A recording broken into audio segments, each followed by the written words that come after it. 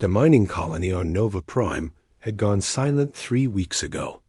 Captain James Walker stood on the bridge of the exploration vessel Pioneer, watching the blue-green planet grow larger on the main screen. The colony had been humanity's proudest achievement, 30,000 souls living on the edge of known space, harvesting rare minerals that powered Earth's fusion reactors. Walker's first officer, Lieutenant Maria Torres, looked up from her console. Her face had turned pale. The scanner showed no heat signatures, no electronic signals, no signs of life. The entire northern continent, where New Haven City had stood, was now a massive crater filled with glass dot. The landing party found the truth in the ruins. Alien weapons had turned buildings to ash in seconds. The attack had been swift and merciless. Among the debris, they discovered a message burned into metal, strange symbols that their translator decoded as, "Humans are weak. Your expansion ends here. The Krull Empire has spoken." In the colony's underground bunker, they found one survivor, a young engineer named Tom. He had hidden in a maintenance shaft when the ships came. Tom described massive vessels that blocked out the sun, energy beams that vaporized everything they touched, and the screams that lasted only seconds before silence fell. Walker transmitted everything back to Earth. Images of destroyed playgrounds, melted hospitals, and mass graves sparked something dark in humanity's collective soul. The peaceful species that had spent decades avoiding conflict suddenly remembered why their ancestors had once been the apex, predators of their world. Earth's response was swift. The World Council met in emergency session. President Adams spoke with a voice that shook with controlled rage. "They think we are weak because we chose peace. They will learn that human mercy was not weakness. It was a choice. That choice has been revoked. Within days, every factory on Earth retooled for war. The colony ships were recalled and converted into battleships. Scientists who had worked on medical technology now designed weapons. The entire planet united under a single purpose: justice for Nova Prime. The Krull had made a fatal error.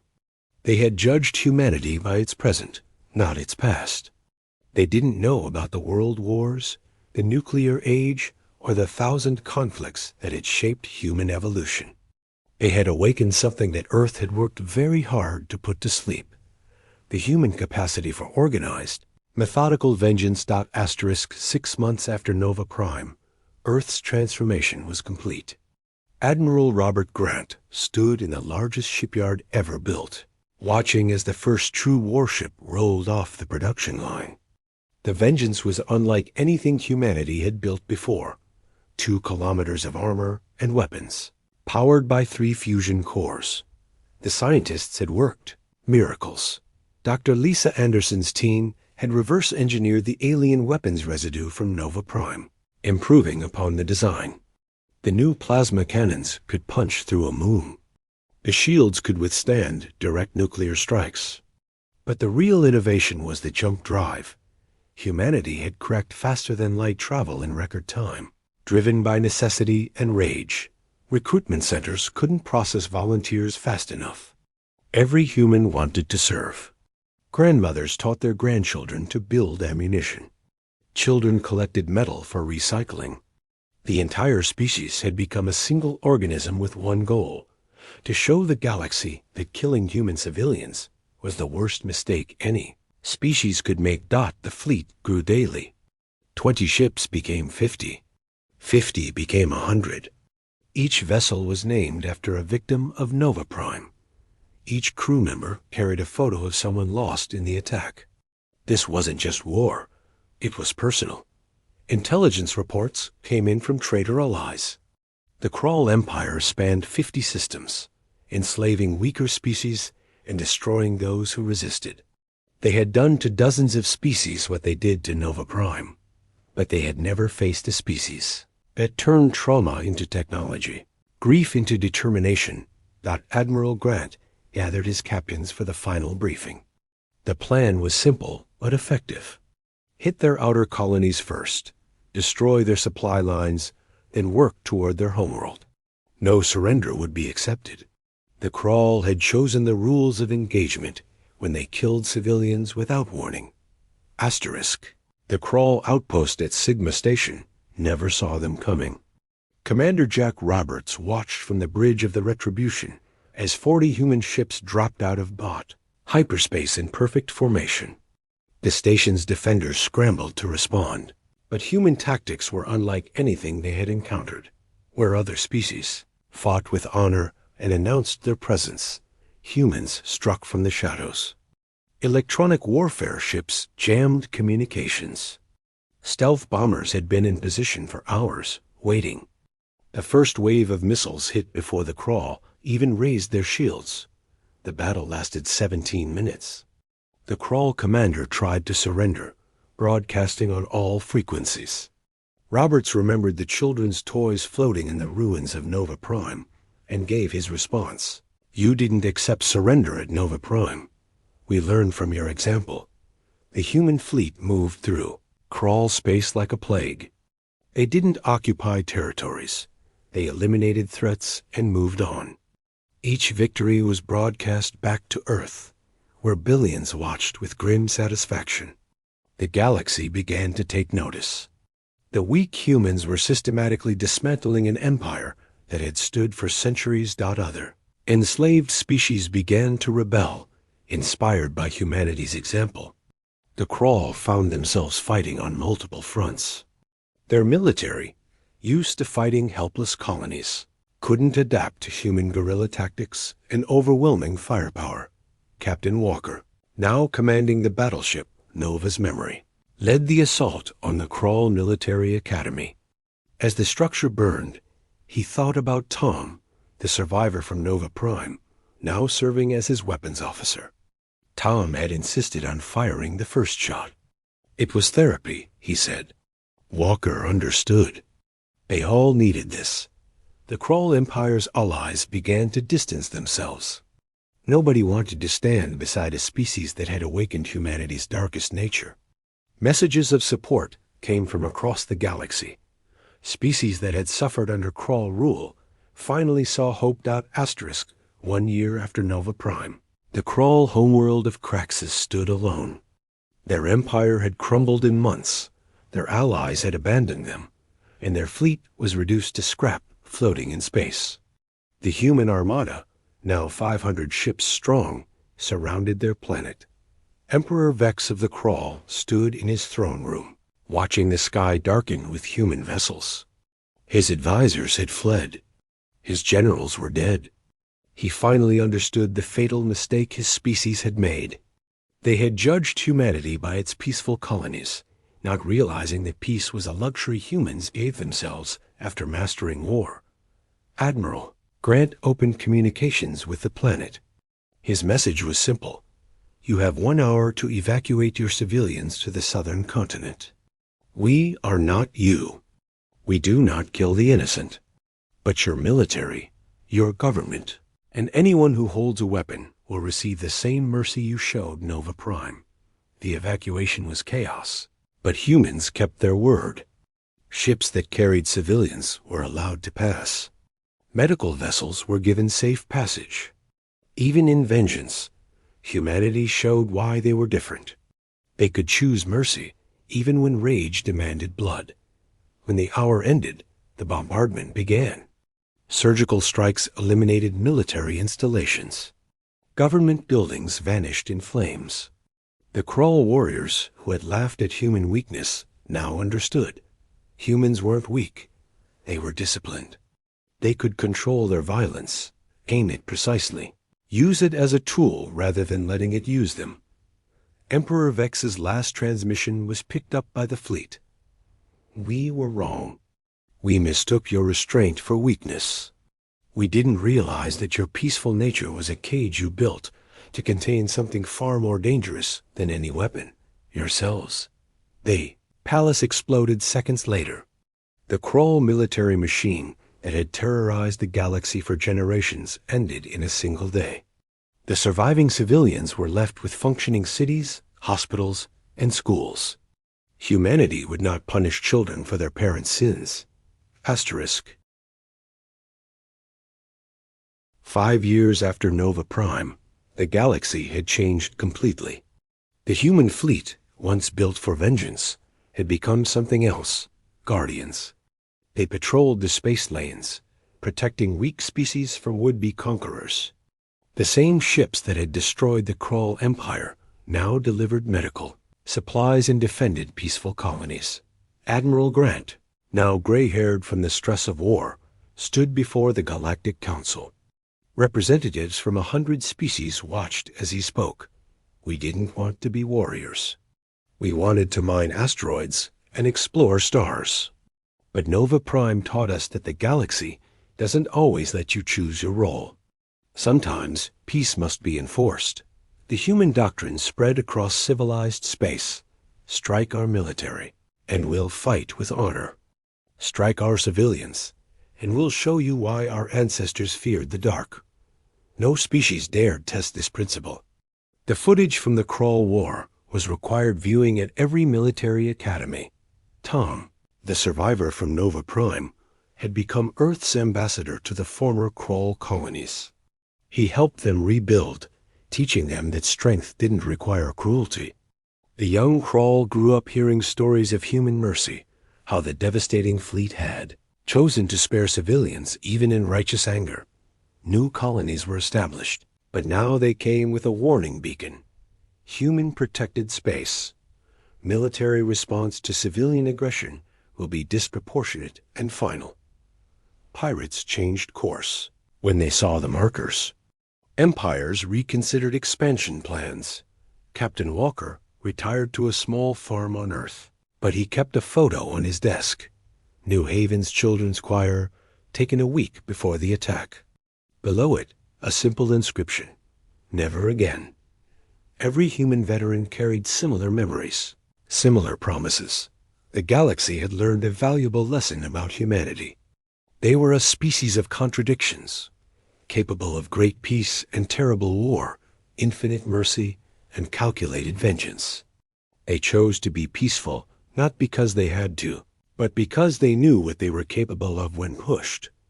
On the 5th anniversary of Nova Prime, President Adams gave a speech that was broadcast across known space. We rebuilt our fleet not to conquer, but to ensure that no species ever again mistakes human kindness for weakness. We are farmers who remember how to be warriors. We are explorers who can become defenders. We are humans. We choose peace, but we excel at war. The memorial on Nova Prime stood as a reminder. 30,000 names carved in black stone, surrounded by a garden that bloomed with earth flowers. Above it, the motto of the human defense fleet: we tried peace. They chose war. They chose poorly. The galaxy was at peace, enforced by the species that had wanted it most and fought hardest when it was taken from them. The deadliest fleet ever assembled patrolled the stars, crewed by poets and teachers, scientists and farmers, humans who had learned that sometimes the best way to preserve peace is to be so terrifyingly good at war that no one dares disturb it. Asterisk. 10 years had passed since Nova Prime, and the human fleet had become legend. Young species told stories about the guardian ships, while old empires warned their military never to target human civilians. The galaxy had found balance, until the Zenari Federation made a terrible miscalculation. The Zenari were ancient, proud, and convinced of their superiority. They had watched the Krull War from afar and concluded that humans had simply caught a weak empire by surprise. Their chancellor, Thax, believed that with proper preparation, any species could be conquered. He ordered a probe attack on the human research station at Kepler Point. Just 12 scientists studying star formation. The attack was swift and brutal. The Zenari ships destroyed the station and captured 3 survivors for interrogation. They wanted to understand human technology, human weaknesses. What they didn't understand was that they had just repeated history's most dangerous mistake. The news reached Earth in hours.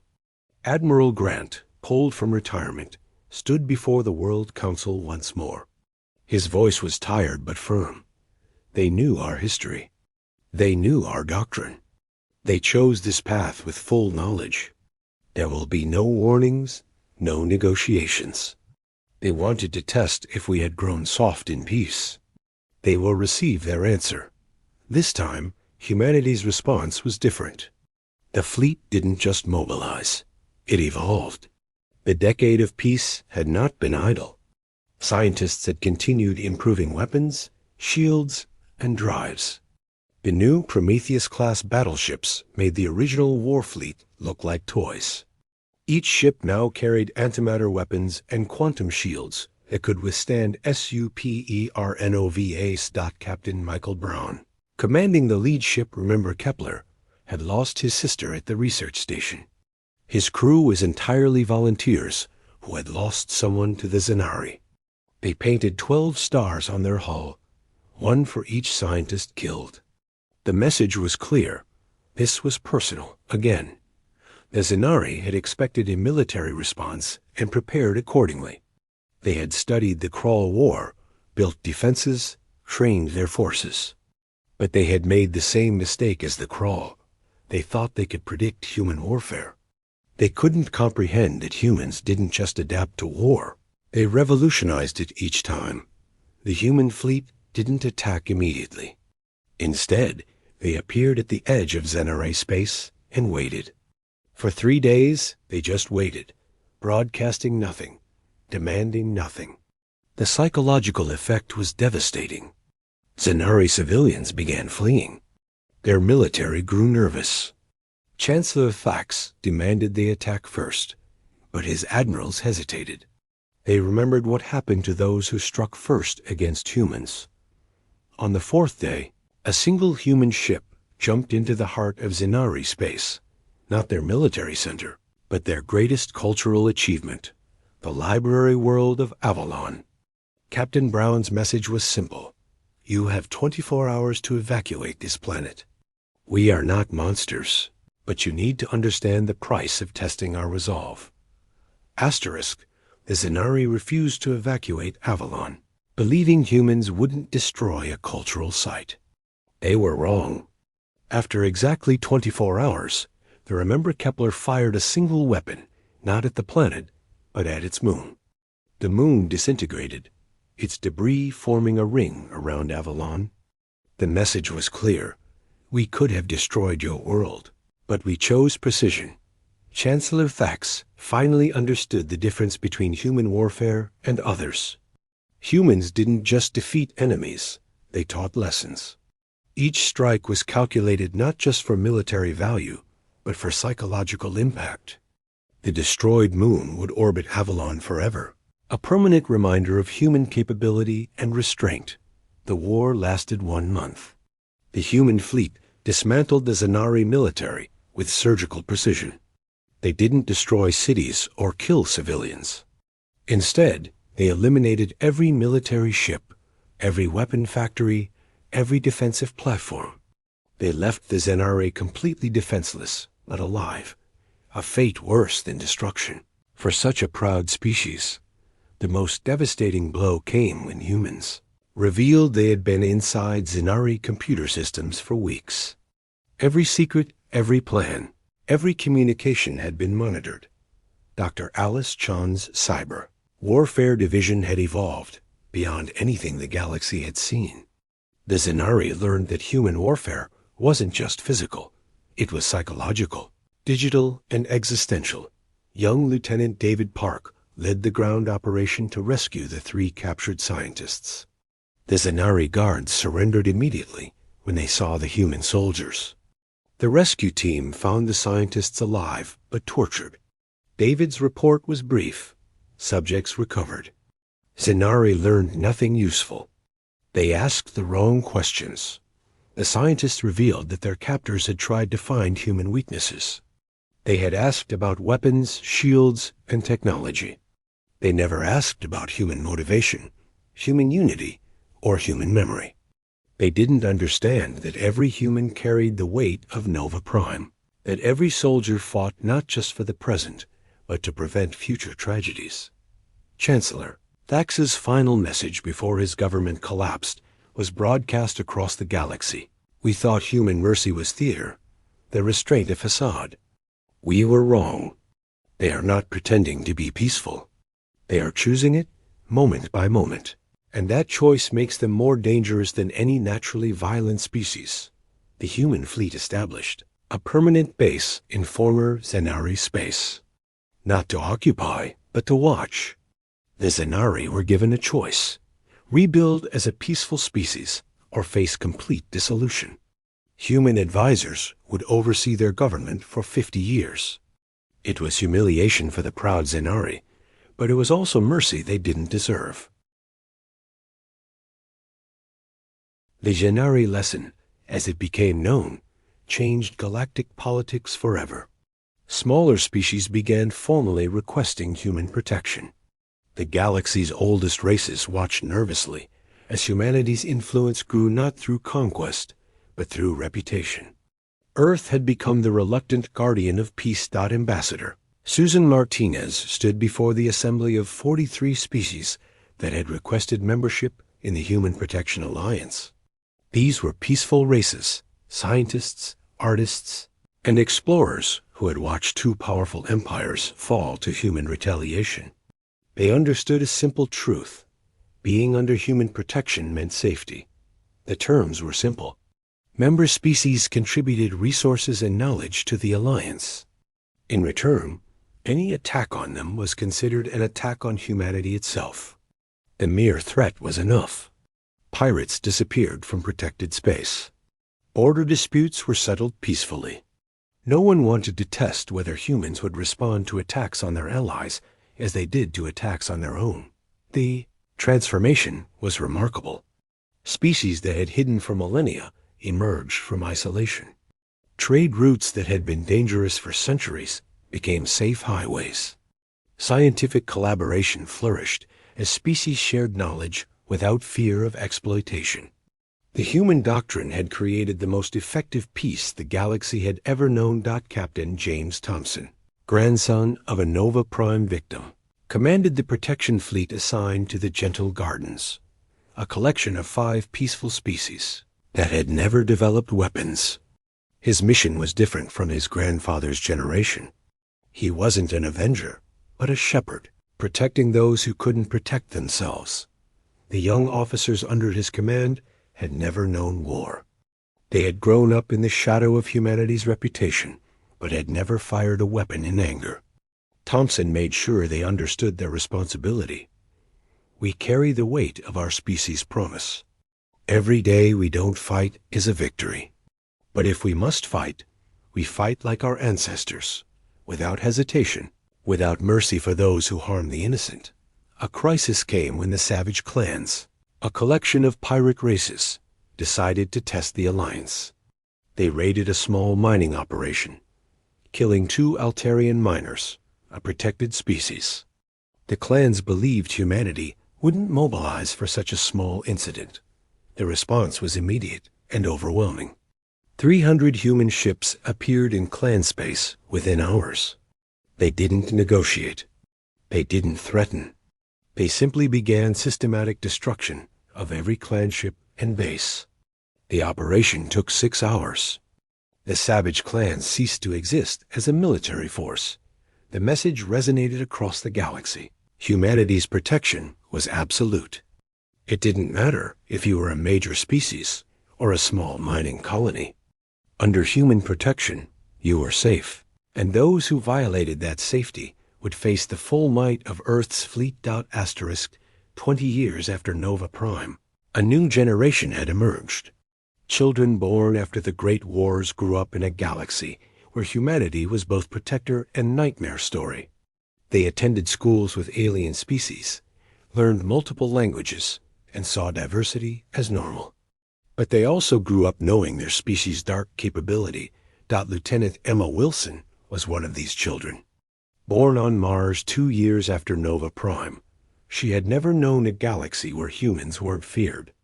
At the academy, alien classmates would sometimes flinch when human students got angry. It was a burden her generation carried, being seen as potential monsters, even in friendship. The integration program was humanity's attempt to change this. Young officers like Emma served on mixed-species crews, showing the galaxy that humans could be partners, not just protectors. It was working slowly. Trust was building between species that had once feared each other. Emma's first crisis came when responding to a distress call from a Krall refugee ship. Yes, Krall, descendants of humanity's first great enemy. Their ship was under attack by raiders who didn't know or care about the old wars. Emma's human crew hesitated. These were the people whose empire had destroyed Nova Prime. Emma made the choice that defined her generation. They're civilians now, children who weren't even born during the war. We are not our anger. We are our choices. We saved them. The rescue was flawless.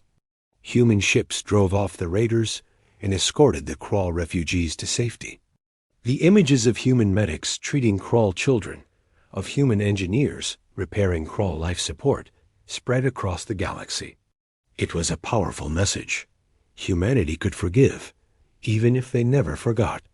Elder Tom, the last living survivor of Nova Prime, now ancient and frail, spoke at the memorial on the 20th anniversary.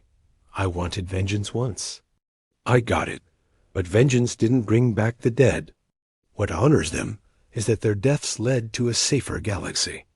We became monsters so our children could choose to be human again. The younger generation took this to heart. They formed the Peace Corps, a volunteer organization that helped rebuild worlds damaged by conflict. They showed the galaxy that human strength could build as easily as destroy.